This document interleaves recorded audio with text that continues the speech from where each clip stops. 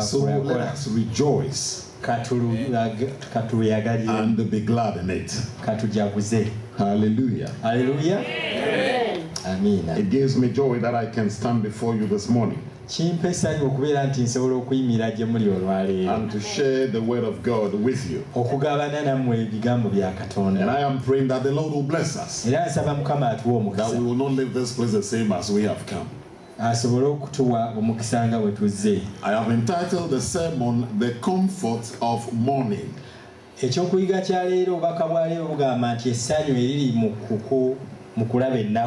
The comfort of mourning. But before we get into that, I'd like to talk to you about the 10 days of prayer. The 10 days of prayer is a program organized by the General Conference.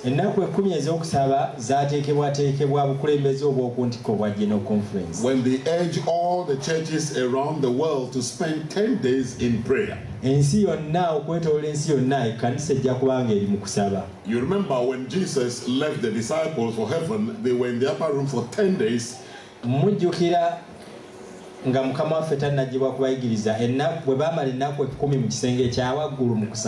it was at the end of the 10 days that the Holy Spirit came upon them.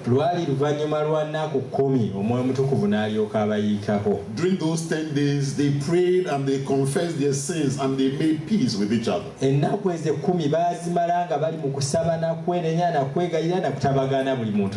the General Conference is set aside these 10 days for us to pray. The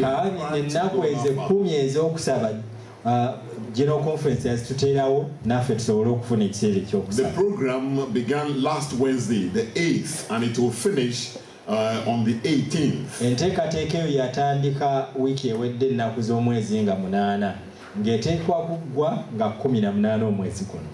But we like to begin ours this coming Wednesday. Which will be the 15th. And we will continue and finish on the 25th, that is the Sabbath after next.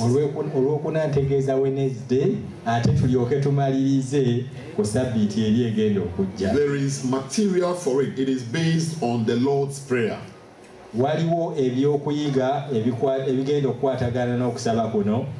And the material, I believe that at the right time, Pastor, you will share.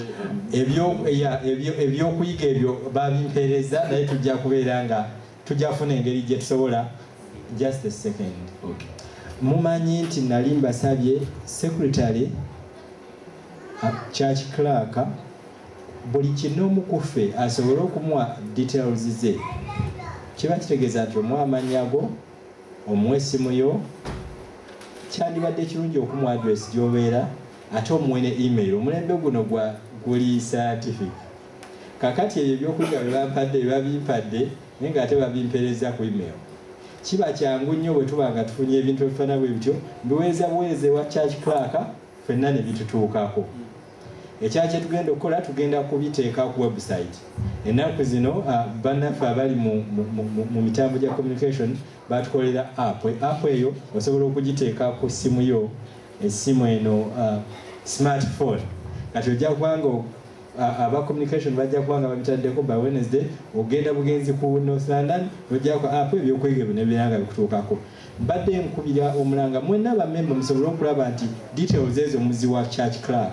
Nabategeeza nti zikuumibwa with utmost confidentiality. Era ffenna tewaba waazina okuggyako church clerk. Nawe bwe mba njaga kuweereza seetaaga gamba nti kati ngenda kuweereza gunne gundi. Omuntu omu abanga afunye message eyo ffenna tuba tusobola okugifuna. Thank you so much, Pastor. If I understood, you asking them to give their email address so the communication leader can send them information. Yeah. You see, I'm doing very well. Very, very well. I tell you. To God be the glory. That was good. Guess what? Now, there are prayer points for us to pray over every day. Waliwo ebintu bye tujja okubeera nga tusabira buli lunaku. and understand that we have prayer partners. So you call your prayer partner, and if we can pray at least twice a day, the morning and the evening, the Lord will hear our prayer and great things will happen.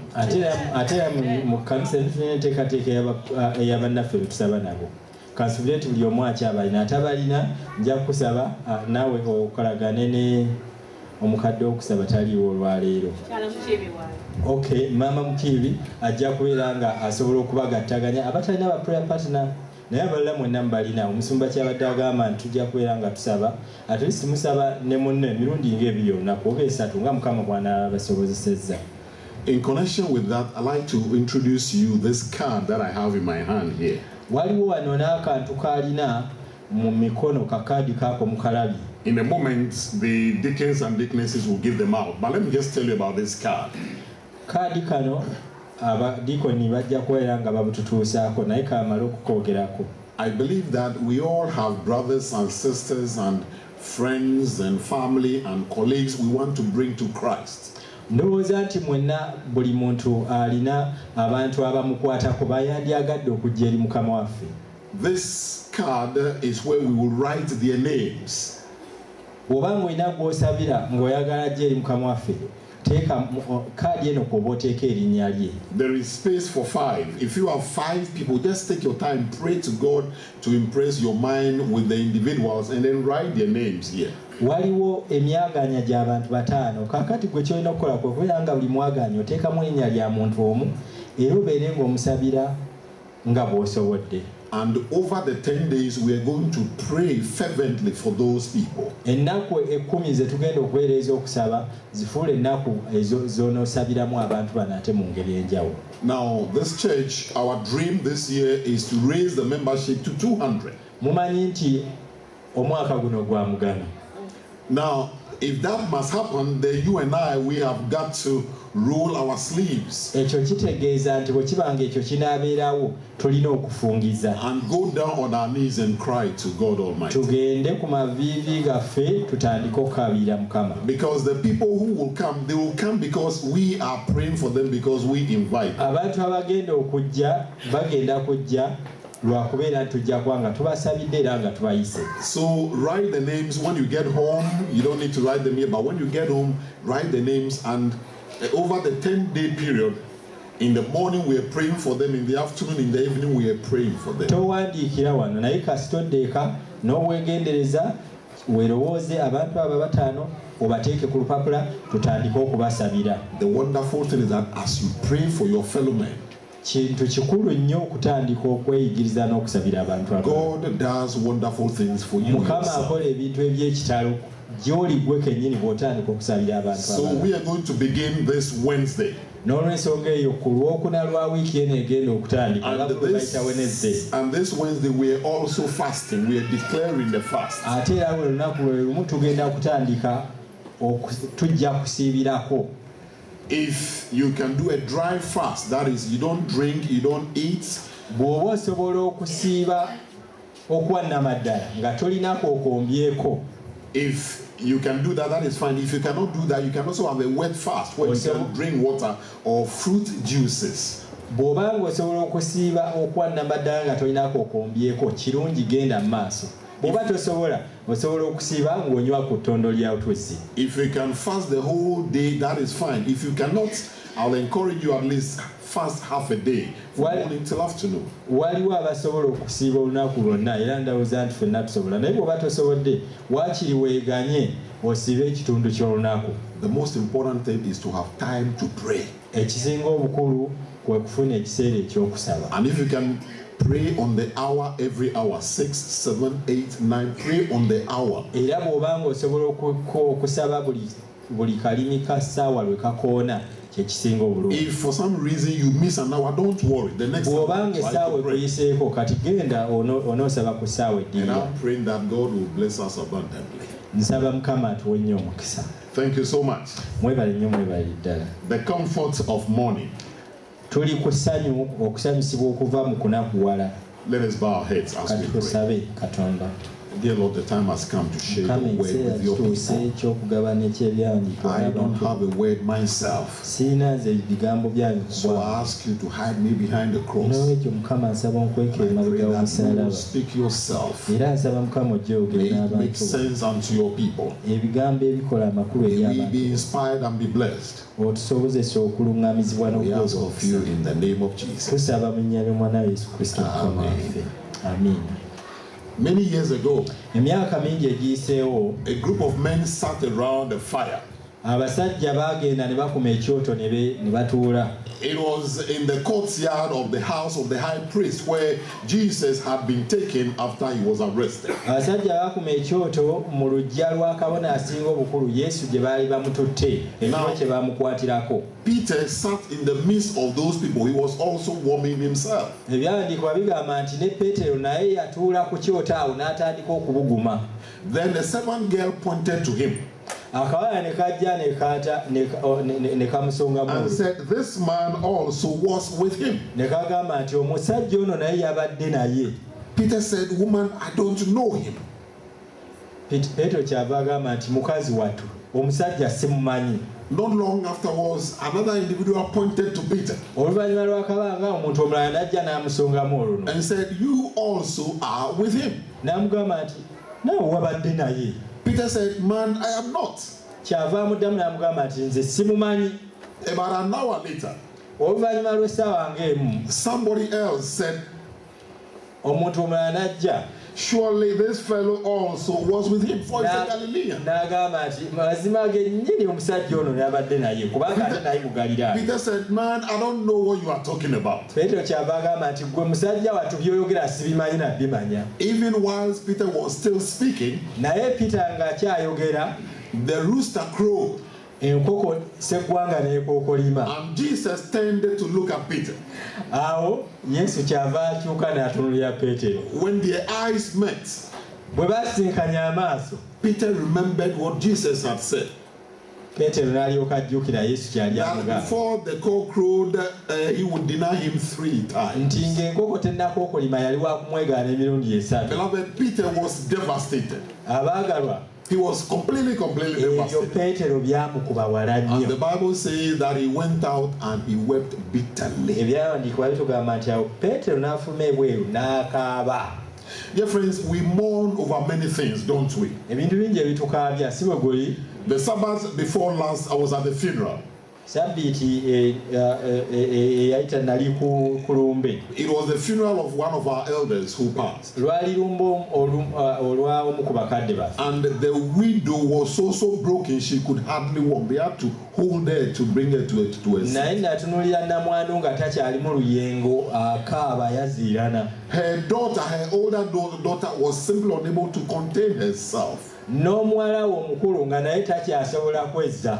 We mourn over many things, beloved. Ebintu bingi ebituleetera okwaziirana n'okukaaba. Sometimes it is the loss of a loved one. Oluusi kuba kufiirwa mwagalwawo. Sometimes it is a broken relationship, Oluusi kuba kufiirwa mukwano. or a broken dream, a broken marriage. Oluusi kubeera kufiirwa bufumba oba kufiirwa Sometimes ebirooto byo. it is a broken business or a Oluusi broken investment. bizinesi zezigwa We oba mourn investment. over many things, beloved. Ebintu bingi ebitukaabya amaziga. Things that shatter our dreams, Waliwo ebintu ebijja ne bitusannyalaliza things ddala. that cause us pain and anguish. Ne tuwulira nga ffenna obulumi bututuuse ne ku busomyo. This morning, dear friend, if you are mourning in any way, Naye kambabuulire may the Lord comfort you. nti bw'obanga oli mu kukaaba okufaanana bwe kutyo May Mukama He dry the akuwe. tears.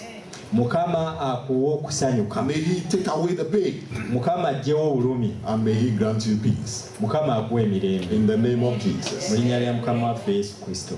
In our scripture reading, Jesus is continuing the Sermon on the Mount. Mu kyokuyiga kya leero Yesu yeeyongera okuyigiriza mu kubuulira kwe. And in verse 4 of Matthew chapter 5, Olunyiriri olwokuna mu ssula ey'okutaano, our scripture reading, Jesus, He said, ekyawandiikibwa kye tusomye, "Blessed are they that mourn, kibadde kigamba nti balina omukisa for they shall be comforted. abali mu nnaku kubanga abo balisanyusibwa. Blessed are they that mourn, balina omukisa abali mu nnaku for they shall be comforted. kubanga abo balisanyusibwa. Now, isn't that strange? Ekyo si kya kitalo. How could Jesus pronounce a blessing on those who are mourning? Oyinza otya okugamba nti abantu abali mu nnaku balina omukisa? Because I don't know about you, simanyi bwe kiri gy'oli, but mourning is not exactly exciting, is it? naye okubeera mu nnaku si kyekintu ekireeta essanyu. Sorrowing and grieving and weeping and crying. Okubeera mu nnaku kitegeeza kukaaba, kitegeeza maziga, kitegeeza bulumi. Who enjoys doing that? Ani ayagala okubeera mu mbeera efaanana bw'etyo? What the world teaches is about laughter ensi kyeyigiriza etuyigiriza nseko and amusement and entertainment. Is that not so? obulamu nga bugenda bulungi, waliwo akaseko, waliwo ka music kakuba tekavaako. And yet Jesus says, blessed are they that mourn. Naye wulira Yesu ayigiriza agamba nti balina omukisa abali mu nnaku. Isn't that a bit strange? Ekyo si kya kitalo. But before you conclude, beloved, naye nga tonnaba kukola the conclusion. question is, what is Jesus talking about here? Ekibuuzo Yesu yali ayogera ku ki? What is he talking about? Yali ategeeza ki? In her book, Thoughts from the Mount of Blessing, waliwo akatabo ako bakayita ebirowoozo by'oku lusozi. Mrs. White says this. Mukyala White ayogera bw'ati. She said, the mourning here brought to view is true heart sorrow for sin. Agamba nti ennaku eyogerwako wano kwe kuyulika kw'omutima olw'okukungubagira ekibi.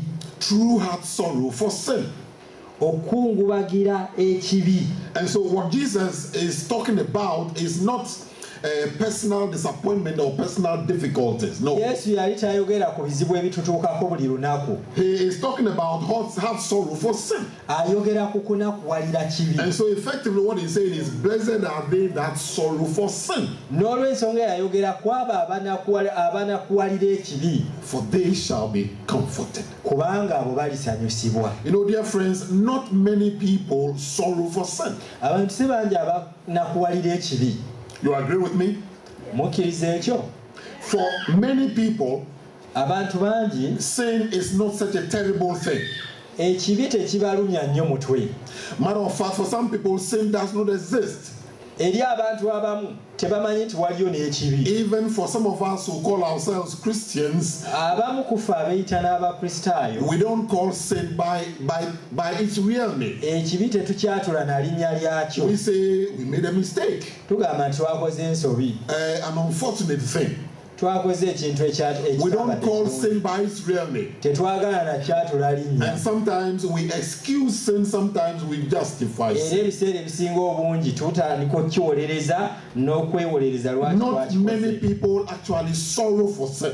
abantu si bangi abadde awo ne banakuwala olw'ekibi kye bakoze. Sadly, sometimes people even celebrate sin. In fact waliwo oluusi abantu lwe bajaganya olw'ebikolobero. Last year, May the 22nd, omwaka ogwedde nga 22 right here in Woolwich, Nsanja, right here in Woolwich, broad daylight, wano wennyini e Woolwich, and the two men literally chopped off the head of a fellow human being. mwalaba abasajja abajja ne bakwata omusajja ne bamusalako omutwe. And they had no fear, they had no remorse for nga it. tobalabamu nasonyi, tobalabamu nakwesisiwala. Rather, in the street, they were actually boasting about it, mu butuufu baali nga benyumiriza n'okwenyumiza olw'ekyo kye bakoze. jubilating even, if you please. bw'oba oyagadde kukireeta bw'otyo baali n'okujaganya bajaganya. And you look at our world today, naye bw'otunuulira ensi yaffe and olwaleero, there is so much pain and misery, there is so much wickedness. waliwo obubi bungi nnyo mu nsi. And yet you find people justifying the sin, the crime, the evil. People are justifying sin. osanga obubi bungi obukolebwa n'ebibi bingi, naye abantu nga buli kintu bakiwolereza bwolereza. But Jesus said, blessed are they that mourn. naye Yesu mu kuyigiza kwe yagamba nti balina omukisa abo abanakuwala balaba ennaku. Blessed are they that sorrow for sin, balina omukisa abo abanakuwala olw'ekibi, for they shall be comforted. kubanga balisanyusibwa. I told you about Peter. nayogeddeko ku Peetero. Peter, he sorrowed greatly for his sin. Peetero yawulira ennaku olw'ekibi kye. Because Peter had promised Jesus that he would stand with him though the heavens fall. Kubanga yali amaze okusuubiza Mukama waffe nti agenda kuyimirira naye yadde abala bonna He bavuddewo. said to him, even if I have to die with you, I will never Yali deny. amaze n'okwetema engalike nti nze ne bwe kinaaba nga kyetaagisa kufa naawe nja kufa. That was what he said to Jesus. Si bw'atyo bwe yagamba Mukama waffe. Couple hours afterwards, Peter was denying ever knowing Jesus. Naye nga wayiseewo akabanga katono yali atandise omwegaana nti n'okumumanya tamumanyi. And that filled him with so much pain and sorrow. Ekyo ne kireeta ennaku nnyingi nnyo mu mutima gwa Petero. He said he didn't know Jesus when he knew him. Yagamba nti nze n'okumanya simanyi ng'ate yali amumanyi. He denied Jesus when Jesus needed him the most. Yeegaana Yesu yali asinga okumwetaagira ennyo. When he realized what he had done, he was Bwe broken. yalaba kyali akoze n'amenyeka. The Bible says he went out and he wept bitterly. Ebyandiikwa bigamba nti n'agenda n'afuluma abweru n'atandika okuwologgoba. In Romans chapter 7, Paul is also in anguish deep in his soul. Mu kitabo ky'Abaluumi essuula mmeka? Romans chapter 7. Ekitabo ky'Abaluumi essuula 7. He said in verse 19, Olunyiriri wa 19. he said, the good that I will do, I do not. Agamba nti ekirungi kye njagala okukola But the sisobola evil, kikola. but the evil I will not do, that I practice. Ekibi kye saagala kukola ekyo kye nkolera ddala. In other words, Paul knew what was right. Mu ngeri endala Pawulo yali amanyi ekituufu And he wanted to do what was right. era yayagalanga okukola ekituufu. But even that which was right, which he wanted to do, he was unable to do. Naye ng'ekituufu ky'amanyidde ddala era kyagala okukola ate tasobola He kikola. was in anguish over sin, his own sin. Yali nga ekyo kyalinga kimukutula omutima. And in verse 24, he said, "Oh wretched man that I am, Olunyiriri olwabimwenya kyava agamba nti nga zinsanze nga ndi muntu munaku. who will deliver me from this body of death? Ani alimponya omubiri guno oguntwala mu kufa? Who will deliver me?" He said. Ani alimponya, ani alinnunula mu mubiri guno? This morning, beloved, I don't know about you, Abaagalwa enkyaleero simanyi bigenda mu maaso mu bulamu bwo. but like Peter and like Paul, Naye okufaananako nga Peetero ne I Pawulo, can also say that sometimes even the good that I know, I am not able to do it. njagala okubategeeza nti oluusi naye akatono ke mmanyi nti nteekeddwa And okukakola that sisobola fills kukakola. me with so much pain and misery. Ekyo kijjuza omutima gwange ennaku n'okunyolwa. You know, last year, Omwaka ogwedde we were invited to sit on a case involving two young people. twayitibwa Two young people to sit on a case.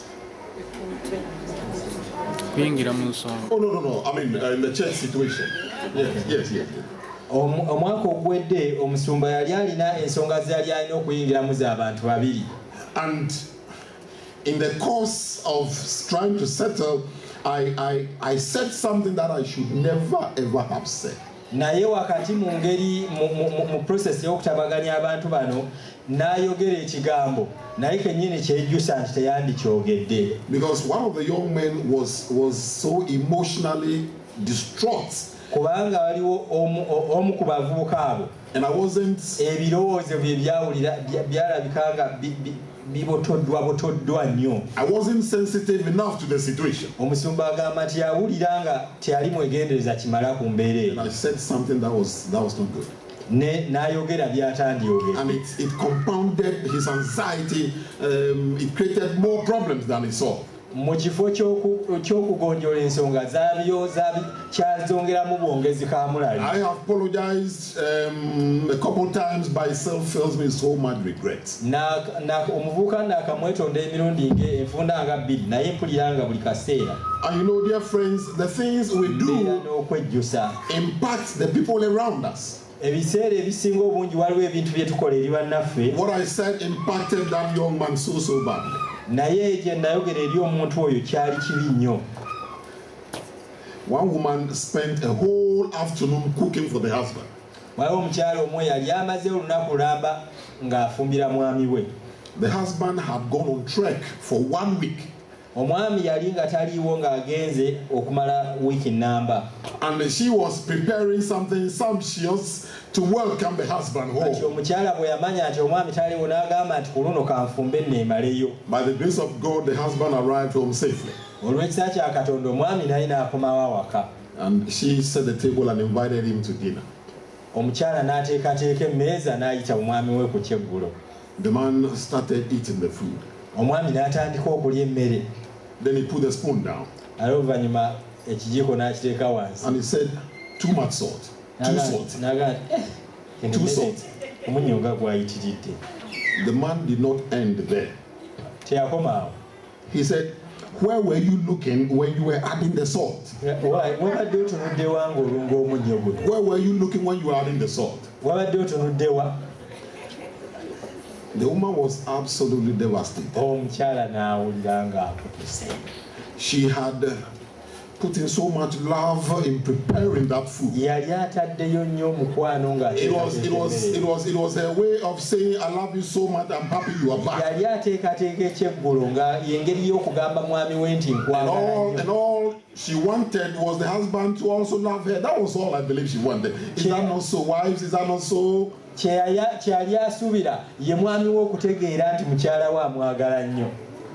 But even that she didn't receive. Naye eky'omukisa omubi nti ekyo nakyo teyakifuna. You know, beloved, when she told me this story, she had the tears streaming down. Omukyala omwami yadda mu byamunnyo lwaki tegwanoze. Dear friends, the things we do, they have a devastating impact on the people around us. Ebigambo bye twogera bigenda ne bikosa abantu abatwetoolodde. And those things must fill us with grief. Ebintu bye tukoze nga si birungi byandibadde bitujjuza ennyiike. But perhaps what must break our hearts biteekeddwa okubeera nga byandibadde bikutula emitima gyaffe. Is the fact that our sins, my sin and your sin, ekibi kyo n'ekibi kyange, took an innocent man to the cross.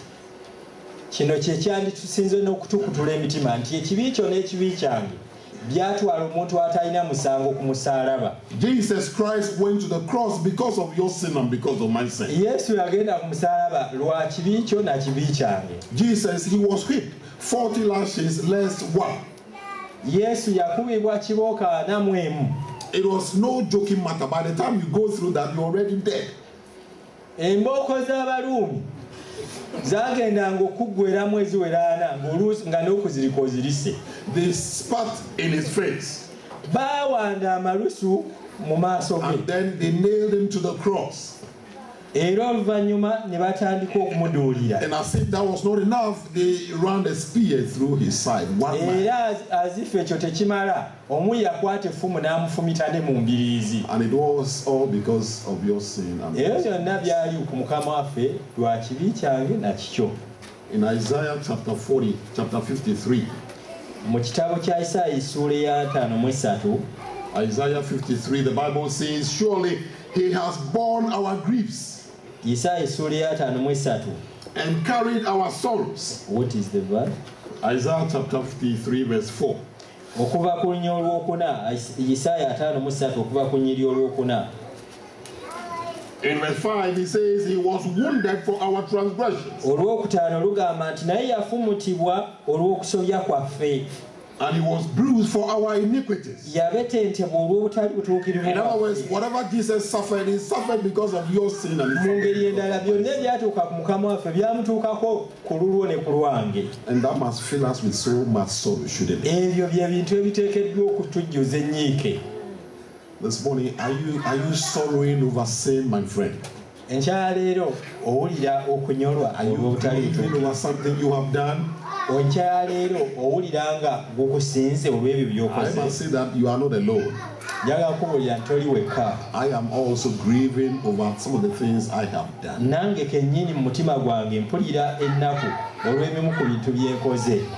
But Jesus said, blessed are they that mourn. Naye Yesu yabuulira n'agamba nti blessed are they that sorrow over sin, abali mu nnaku olw'ekibi, for they shall be comforted. kubanga balisanyusibwa. The question is, how could Jesus pronounce a blessing on those who sorrow? Ekibuuzo kiri nti Yesu yasobola atya okwogera omukisa eri abantu abo abali mu Why is this such a blessing to sorrow? Lwaki yagamba nti balina omukisa olw'okunakuwala? Why is that so? Lwaki yayogera bw'atyo? You turn with me in your Bibles to 2 Corinthians chapter 7. Tugende mu kitabo ky'Abakolinsi ekyokubiri essuula y'omusanvu. 2 Corinthians chapter 7, and we will read there verse 10. Bakolinsi ekyokubiri essuula y'omusanvu olunyiri lwa 10. Paul is speaking. Pawulo ayogera wano. He said, godly sorrow produces repentance leading to salvation. Agamba nti kubanga okunakuwala eri Katonda kuleeta okwenenya okw'obulokozi.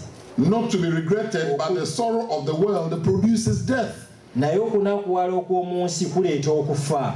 He said, godly sorrow produces repentance leading to salvation. Agamba nti okunakuwala eri Katonda kuleeta okwenenya okututuusa ku kulokolebwa. In 2 Samuel chapter 13 and verse 2, mu Samwiri ekyokubiri essula ey'okuminesatu we meet a young man called Amnon, David's son. Omuvubuka mutabani wa wetusanga omuvubuka mutabani wa Dawudi gwe bayitanga Amunoni. And he was sick with sorrow.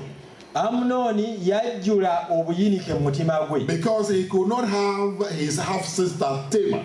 Kubanga yali tasobola kwebaka na mwannyina. Now, was that godly sorrow? Okwo kwali kunakuwala okw'obutuukirivu. Was that godly sorrow? Kwali kunakuwala okw'obutuukirivu. In 1 Kings chapter 21, we meet Ahab. Waliwo tusanga Ahab. He was also sorrowing. Akabu naye yawulira enyiike mu mutima gwe. Because he could not get Naboth's vineyard. Ekyamuleetera okunakuwala kubanga yali ennimiro ya Nabosi tasobola kugikiriza. And so he was in bed sulking with sorrow. Oyo naye omutima ne gujjula ennaku. Was that godly sorrow? Okwo kwali kunakuwala okw'obutuukirivu. The SDA Bible commentary says that godly sorrow is sorrow for sin. Ekitabo ekinnyonnyola ebyawandiikibwa ekyaffe eky'abaddu. And Paul says that godly sorrow produces repentance. Kigamba nti okunakuwala okw'obutuukirivu kwe kunakuwala ekibi, era okunakuwala okwo kuleeta obutuukirivu. Which leads to salvation. Kuleeta okwenenya okututuusa ku kulekwera. Beloved, we have said that sorrowing is not a particularly exciting thing. Abaagalwa, obutuukirivu okunakuwala okw'obutuukirivu si kye kintu ekireeta essanyu. But I'd like to say to you that sorrowing for sin is invaluable.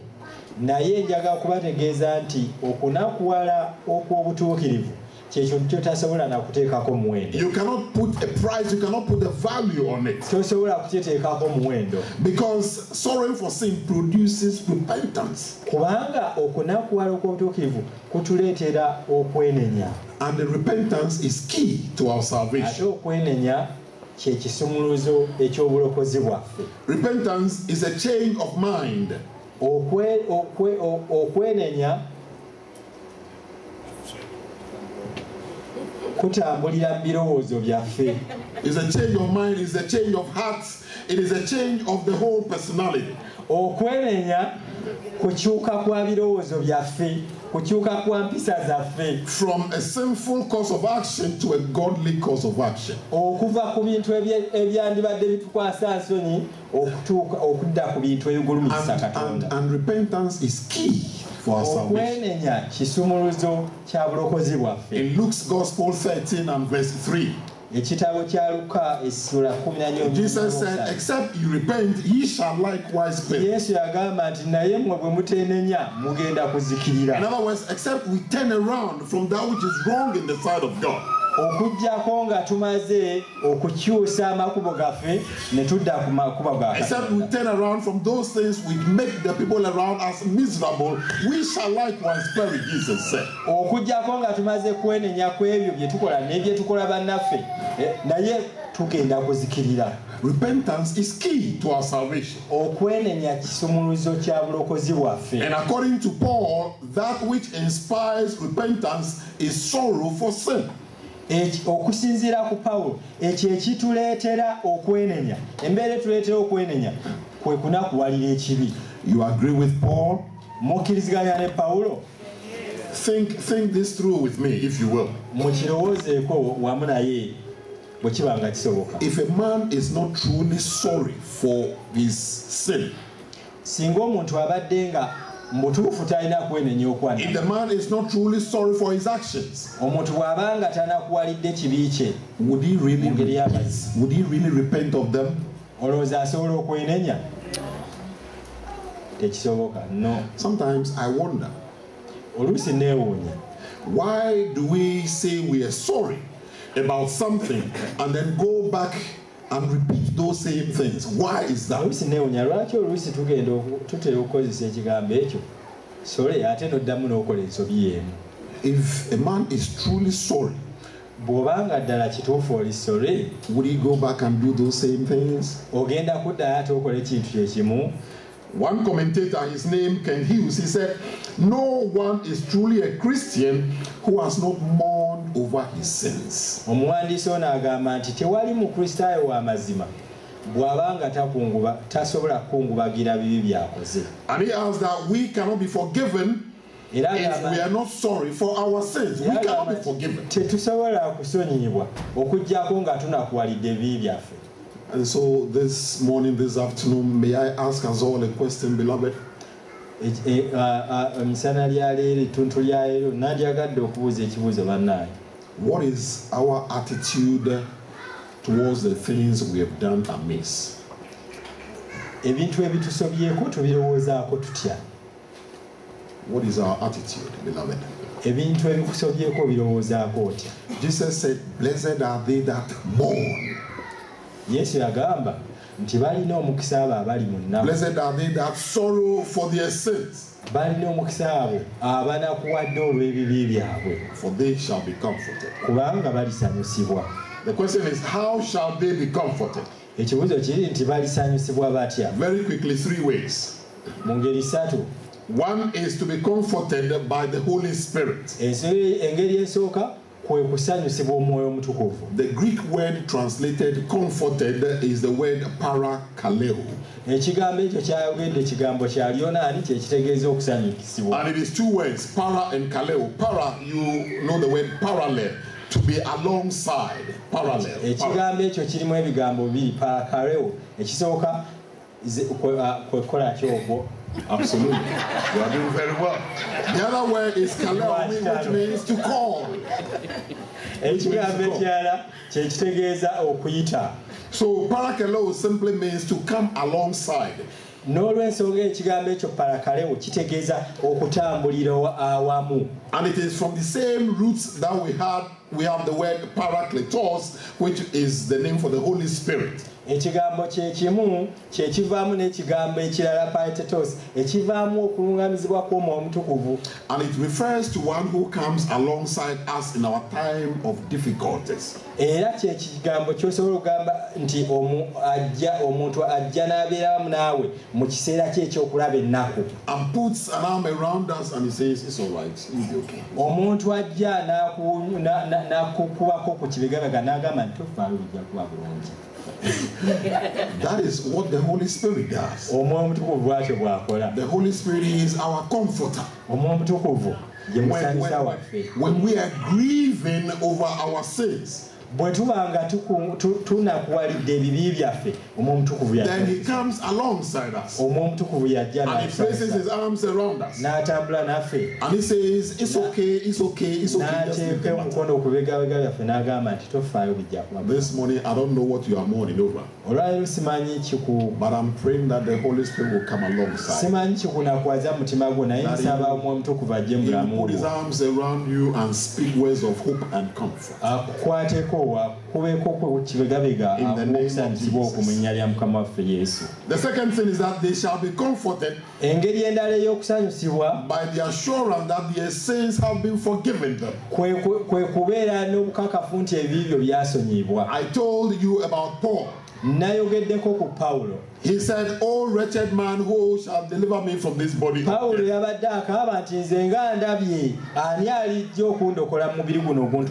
in verse 25 of chapter 7, he said, "I thank God through Jesus Christ our Lord."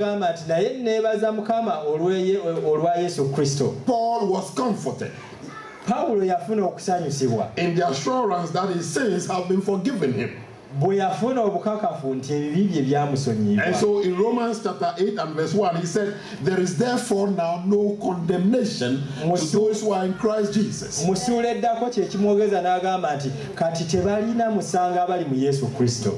It does not end there. In verse 16 of Romans chapter 8, he said, "The Spirit himself bears witness that we are children of God. nti omwoyo wa Katonda yennyini yatuwaako obujulirwa nti tuli baana ba Katonda. Beloved, yes, we have done things we shouldn't have done. Abaagalwa, tulina ebintu bingi ebitukoze naye nga Every tetwandikoze. single one of us. Buli omu kinoomu ku ffe. Things that fill us with great Ebintu sorrow. bingi ebijja ne bitujjuza ennyiike mu But mitima gyaffe. Jesus went to the cross for you Naye and for Yesu me. yagenda ku musaalaba lwa ku lulwo na ku And on lwange. the cross, he paid the penalty. Era ku musaalaba eyo gye yasasulira As a ebbanja lyonna. result, our sins have been forgiven us. Era ekyavamu ekyo kwe kusonyibwa ebibi Every byaffe. single one of them. Buli kibi kyonna kye wali okola. This is the source of comfort. Ekyo kye kituleetera essanyu. Not only that, but we have also been restored as sons and daughters of God Almighty. Ekyo kye kituleetera essanyu nti twazzibwayo mu kifo kyaffe This ng'abaana is the ba source of Katonda. comfort, beloved, Ekyo y'ensibuko y'essanyu mitima that gyaffe. our sins have been forgiven. Nti ebibi byaffe And byasonyiyibwa. so we bear them no more. N'olw'ensonga eyo Would you say amen out there? oyinza kugamba otya. Our sins have been forgiven us, my Mukama friend. yeebazibwe. No wonder Jesus said, blessed are they that mourn, for they shall be comforted. Mukama agambye, Yesu agambye nti balina omukisa abali mu nnaku kubanga I balisanyusibwa. told you about Peter. Nayogedde ku Peetero. Jesus did not only forgive him, but also restore him. Yesu teyakoma ku kumusonyiwa kyokka naye yamuzaayo. In John chapter 21, Jesus asked him 3 times. He said, Simon, son of Jonah, do you love me? Mu ssula ya 21 y'ekitabo kya Yokaana yamubuuza emirundi esatu nti owaaye Simooni bba wa Yona kituufu onjagala? And 3 times Jesus said to him, feed my sheep. N'amugamba emirundi esatu nti liisanga 3 endiga. times he said to him, feed my sheep. Emirundi esatu n'amugamba nti liisanga endiga Of zange. all the disciples, Peter was the only one Jesus personally restored. Mu bayigirizwa bonna yali Peetero yekka Mukama waffe gwe yeddiza yennyini This morning, whatever you have done, may bwe Jesus yazza omutima restore gwe mu nteeko ye kennyini. you. May he restore you, beloved. Nsaba Mukama azze emitima And may he gyammwe mu grant you nteeko. grace never to look back. Abawe ekisa obutaddayo But kutunula like mabega. Peter, preaching for the rest of your life. Naye buli kaseera mubeere nga mugenda In the mu maaso name mu of lugendo Jesus. ne Mukama waffe Yesu Kristo.